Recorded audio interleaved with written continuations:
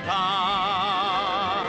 With beauty and grace, as swift as can be, watch it flying through the air. It travels in space or under the sea, and it can journey anywhere. Supercar,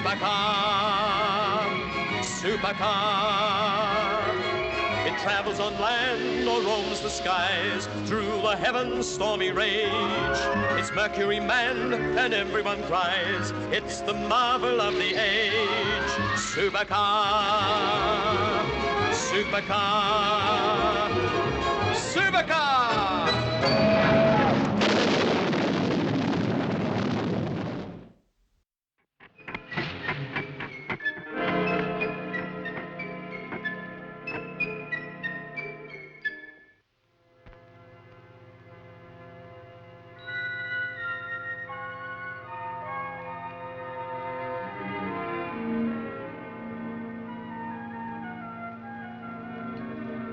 11 o'clock? It's getting late, Mike. Surely it's time they called in. According to schedule, yes. Besides, Jimmy ought to be getting to bed soon. But I gotta stay up. I mean, gee, it's not often Brother Bill pays a visit. Let me stay up, please. Well, I guess we can allow the request on compassionate grounds. But it's past Mitch's bedtime. I'm worried, Mike. They should have called in by now. After all, that's why we went to the trouble of installing a radio in Bill's truck. Well, you know Dr. Beaker. He's probably forgotten all about it. Well, so long as he hasn't forgotten that load in the back of the truck. Could be a load of trouble, you mean? It could, but it should be safe enough in the refrigerator, and it's only a short journey. If they don't get lost. We couldn't be getting ourselves lost, could we, Doc? Well, I don't think so. No, you don't. Well, I think we should have stuck to the main highway. Oh, nonsense, my dear fellow. The last signpost distinctly indicated a shorter, route. The things I let myself in for. Can you help us carry something, you said? Sure, I said. Gibson Transport carries anything anywhere, I said. So now I find myself driving at night through the Nevada desert on a road I don't know with a can of stuff in the back that'll blow us clear into Arizona if it gets above freezing point. Swell. But it won't get above freezing point, my dear fellow. That's why we're traveling at night, when the desert temperature is, around 0. Okay, Doc, if you say so. All I hope is that we're not still out here come sunup.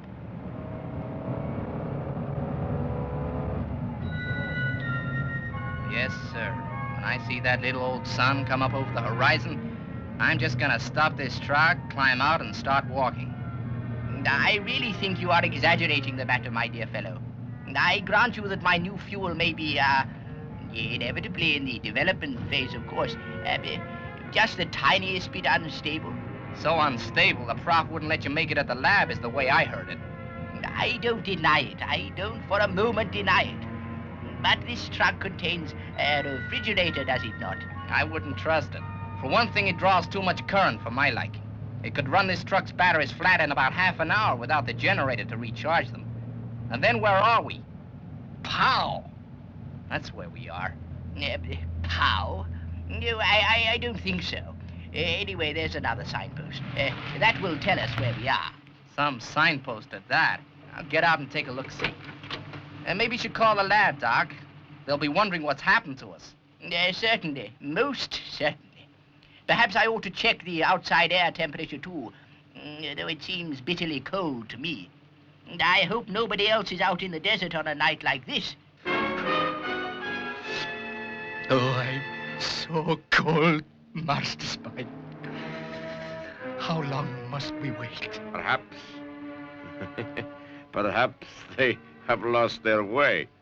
Surely, though, that is what we intended them to do.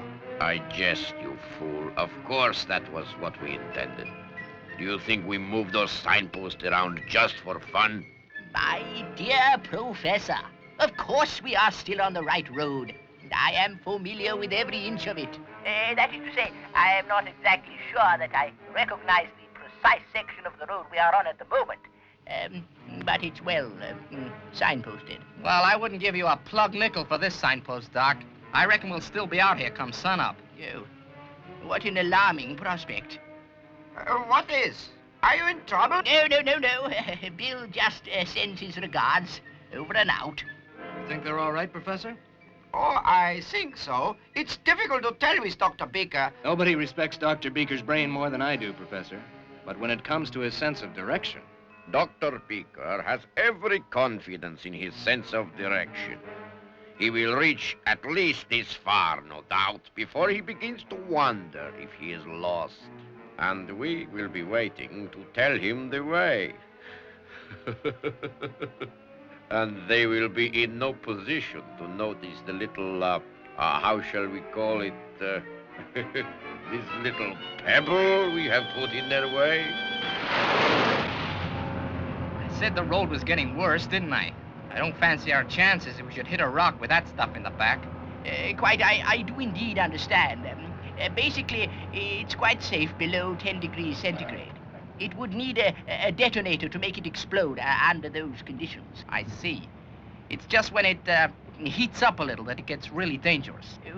Relatively speaking, that is so. Well, just as long as we know. Master Spy, What is it, Zarin? I can hear something. Ah, you are right, friend Zarin. They are coming like flies into my web. But let us complete our preparations. We will hide the truck and then wait somewhere out of sight, behind some rock.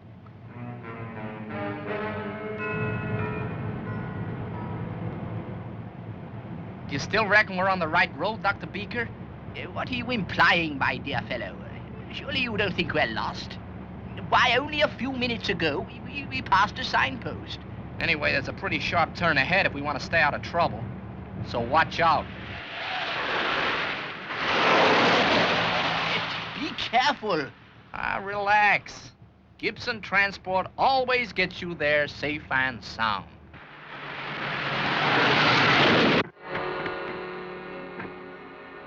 Really, my dear fellow, your navigation of this craft leaves much to be desired. It gave me quite a turn. They have played straight into our hands again. And this time, my friend, this time we will get what we want. We would be wise to assess the damage as soon as possible and get on our way. And the first essential is to get the engine started and keep the batteries charged. You're talking sense, Dr. Beaker. Here goes.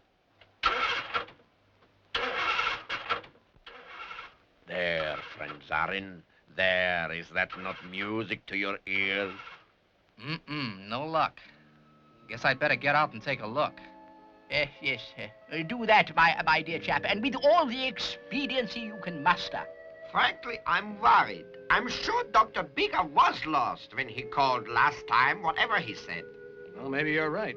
Next time he calls, maybe we should tell him to leave the transmitter on. Then if they are lost, we can trace them with Supercar. Gee, Mitch, I don't know that I like the sound of all this. See? Oil. The crankcase cracked on that boulder, that's for sure. We're stuck, Doc. Can't even start the engine with a split crankcase. It'd seize in no time at all. Then we must consider our plan of action. The first essential is to switch off the refrigerator, assuming that it is still in operation. My fuel will come to no harm until dawn, until which time we will not be wasting valuable current. Meanwhile, if you would be so kind as to call the laboratory on the radio. Okay, Dr. Beaker. Sure thing.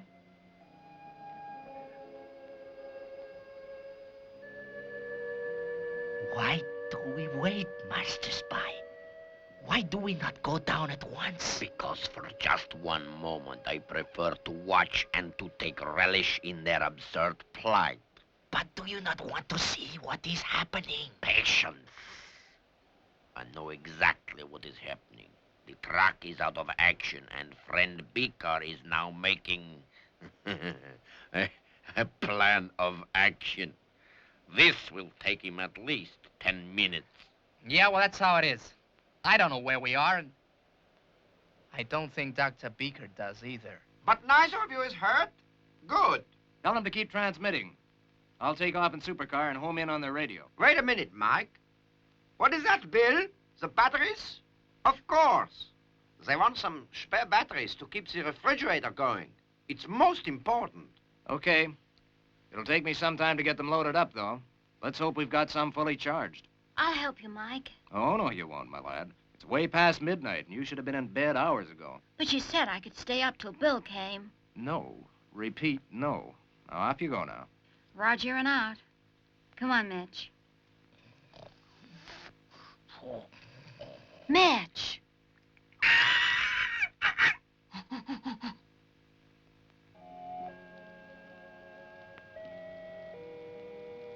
Well, friends, Zarin, the time is now ripe to go down and see how the great Dr. Beaker is getting on. Come. Hey, funny. I thought I heard a voice. Hardly likely, my dear fellow. Who would be in a place like this at such an hour? Well, maybe you're right. Anyway, for the moment, everything seems satisfactory. Most satisfactory. The fuel will be safe as long as the air temperature remains below 0. And Supercar will be bringing us some fresh batteries shortly. How long before they're out here, do you think? Well, that would be difficult to estimate. Perhaps an hour. Why? Because we ought to get the transmitter going so Mike can home onto it. Only I don't want to do it before time because it drains the batteries. But, my dear fellow, we have fresh batteries coming out. Mike is bringing them. Well, maybe so, but until they're right here, I'm taking no chances. For the moment, at all events, I suggest we make ourselves comfortable here.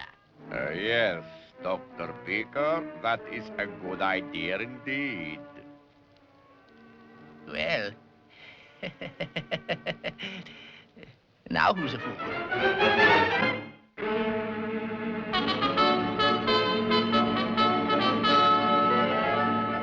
Control to pilot. Are you loaded up, Mike? We've lost nearly an hour already. Well, it wouldn't have been much use taking them out half charged.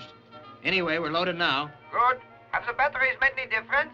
Well, they seem to be stowed quite firmly, Professor. I don't know whether they'll affect Supercar's balance. They're heavy, so they might. I should be very careful, Mike, when you first take off. If the balance is upset, that's when it will show. Roger, Professor. Anything from Bill and Dr. Beaker yet? No, I expect they are conserving their batteries. They'll have to transmit all the time you're in the air, and as soon as dawn comes, they'll have to run the refrigerator as well. I get you. Well, may as well run the engines up while we're waiting, Professor. Then there'll be no delay in takeoff when they do call in. Right, Mike.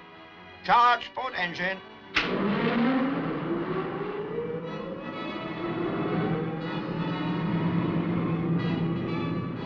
Coming up to 10,000 now. Okay, interlock on. Interlock on. Charge starboard. 10, 12, 15,000. Interlock on. Right, ready to fire. Fire 1. Fire 2.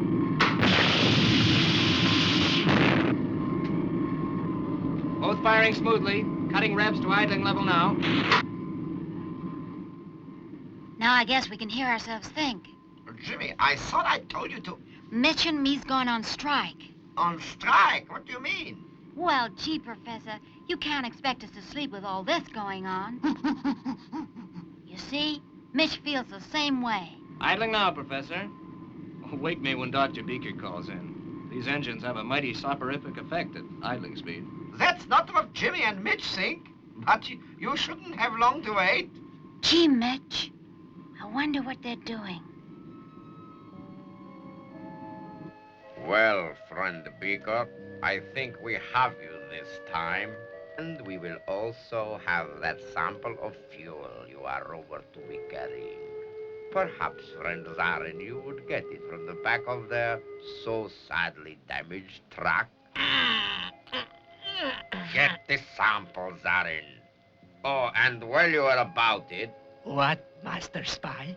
Look in the front of the truck for a radio. These gentlemen have fooled me before with their radios, and I, Master Spy, do not intend to be fooled this time.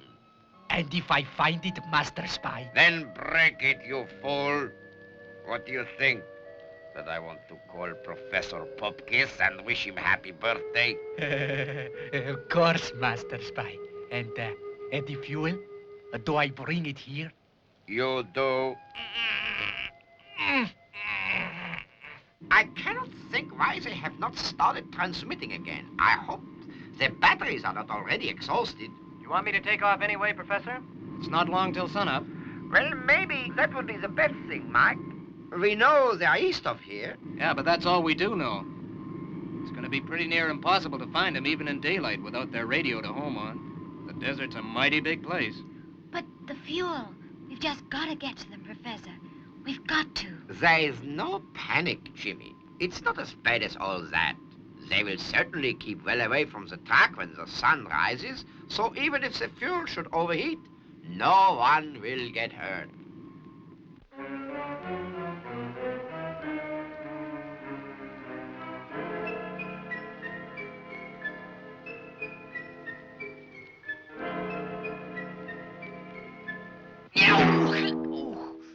Ah, friend Zarin, you found the fuel.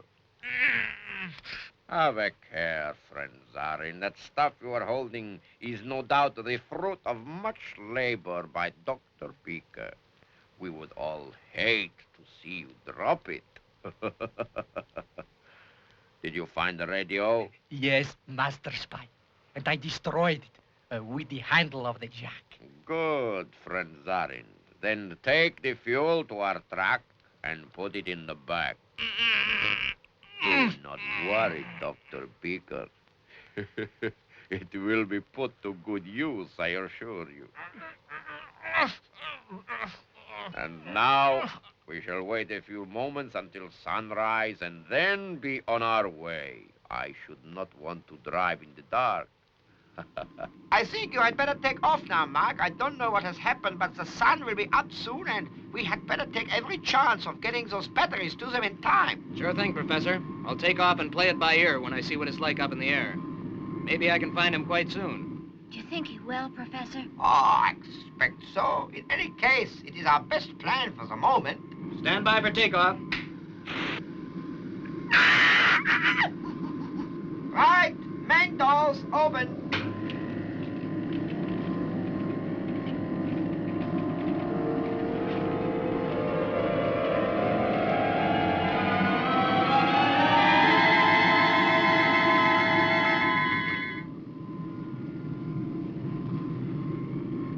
I don't like these batteries, Professor. They've affected her trim. Well, be careful, Mike.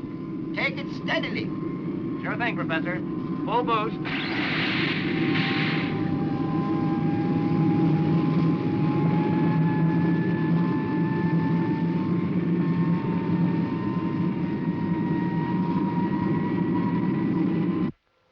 Well, now, Dr. Beaker, I think we will be on our way soon.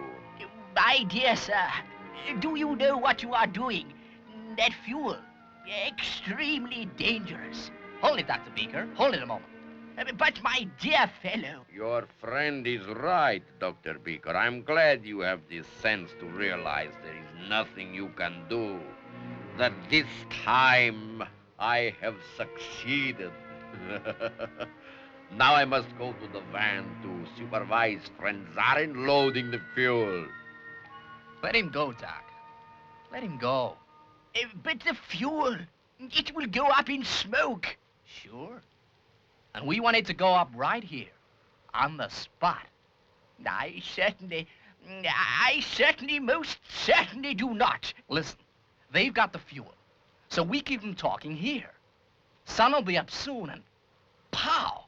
There's a smoke signal for you. Mike could see it from 100 miles away. Well, well. Yes, to be sure, yes. I think you have something there.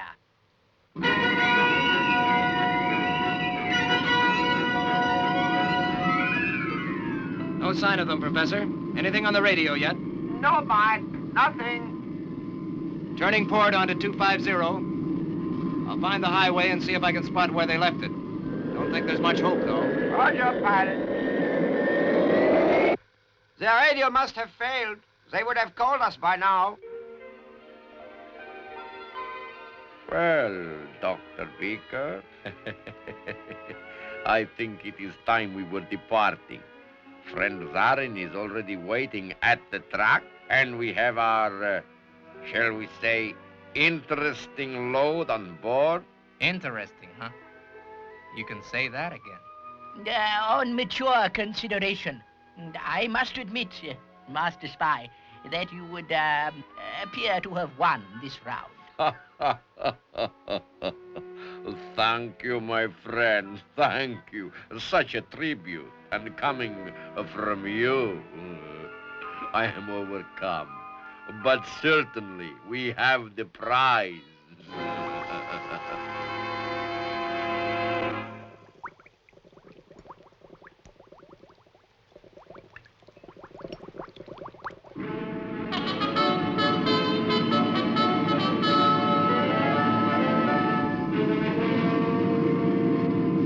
Still no luck, Consul, and the sun's well up now.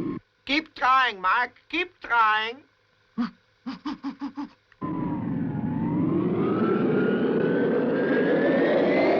Yes, sir. You sure fooled us. So, I think perhaps you tried to fool me, hoping that while I listen to your flattery, some rescue may arrive. But that will not be. I go now. There goes a charming guy.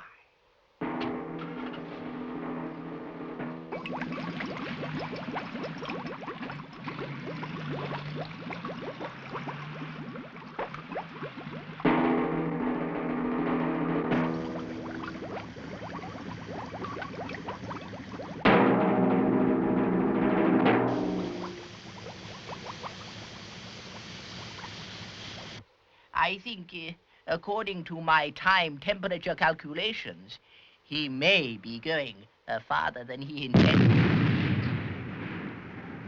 Hold it, Professor. There's a pillar of smoke about 20 miles south. Looks like something blew up, and I'll bet I'll know what it is. Hope Doc and Bill kept clear of that stuff. I'm going down to investigate. Oh, what happened, Master Spy? Oh, what happened? How do I know what happened? You idiot. All I know is that those two have made fools of us again. And as if that were not enough, I can hear their cursed supercar.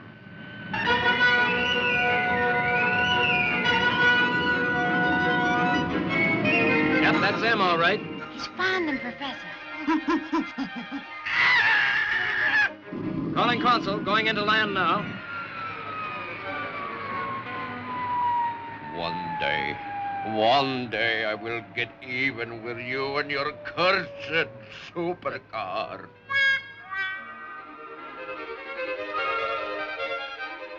Well, everybody's in one piece.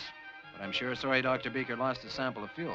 Don't worry, Mike. He's already working on a new one. And here in the laboratory, where he says Gibson's transport can't harm it. Well, of all the ungrateful... Hey, Doc. Yes, yes, what is it? Please don't disturb me. I'm trying something rather critical.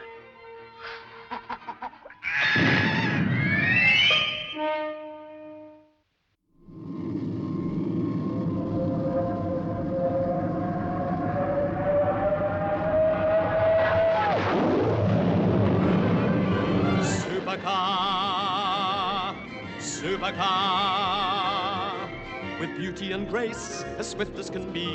Watch it flying through the air. It travels in space or under the sea, and it can journey anywhere. Supercar, supercar. It travels on land or roams the skies, through the heavens' stormy rage. It's Mercury manned, and everyone cries, it's the marvel of the age. Supercar, Supercar! Supercar!